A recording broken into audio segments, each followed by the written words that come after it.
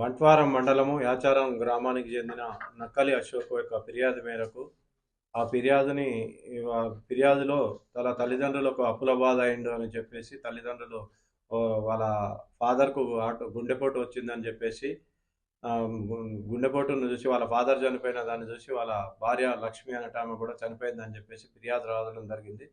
ఫిర్యాదులో భాగంగా మా బంట్వారం ఎస్ఐ గారు, దరూర్ సిఐ గారు మన నేరస్థలానికి పోయి క్షుణ్ణంగా పరిశీలించగా అక్కడ 2 ఇంజెక్షన్స్ అక్కడ కనపడే వరకు అది అనుమానాస్పదంగా మాకు అనిపించి అనుమానాస్పద మృతిగా కేసు ఫస్ట్ నమోదు చేసుకున్న తర్వాత లోతుగా వాళ్ళ డాటరు నక్కల సురేఖ అనే అమ్మాయి మీద కొద్దిగా మాకు అనుమానం ఉండి తరోగా ఇంట్రాగేషన్ చేయగా ఆమె తల్లిదండ్రుల ఆమె యొక్క పనిచేసే హాస్పిటల్ నుంచి తీసుకొచ్చిన మత్తు ఇంజక్షన్లు ఇవ్వడం వల్ల ఇచ్చి చంపినానని చెప్పి మన నేరం ఒప్పుకోవడం జరిగింది. ఇటు నేరానికి గల కారణాలు ఏందని లోతుగా విచారించగా ఈ అమ్మాయి వేరే అబ్బాయితోటి ప్రేమ వివాహంలో ఉండగా ఇది తల్లిదండ్రులకు చెప్తే కులాంతర వివాహానికి తల్లిదండ్రులు ఒప్పుకోకపోగా 2-3 సార్లు చెప్పినా కానీ వినకుంటుండేందుకు తల్లిదండ్రులు ఇల్లున్నన్ని రోజులు మా తల్లిదండ్రులు ఉన్నన్నాళ్ళు నేను ప్రేమించిన వ్యక్తిని పెళ్లి చేసుకోను అని బాధపడుకుంటూ వీళ్ళని ఎట్లాగైనా చంపిన తర్వాత నేను పెళ్లి చేసుకోవాలన్న ఉద్దేశంతో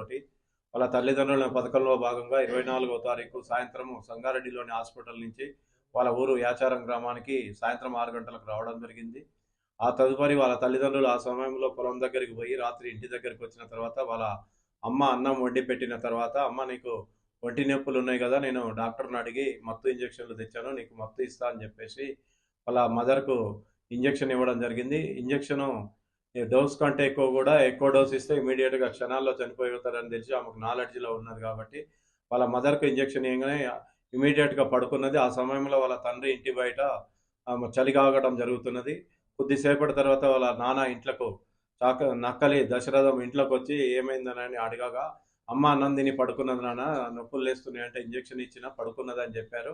తర్వాత నాన్న నీకు కూడా నడుముల నొప్పులు ఉన్నాయి కదా, నీకు కూడా డాక్టర్ని అడిగి ఇంజక్షన్ తెచ్చినా అని చెప్పి మా పథకంలో భాగంగా వాళ్ళ నాన్నకు కూడా ఇంజక్షన్ ఇవ్వడం వల్ల ఇమీడియట్గా చనిపోయి అలా మదర్ మీద పడటం జరిగింది.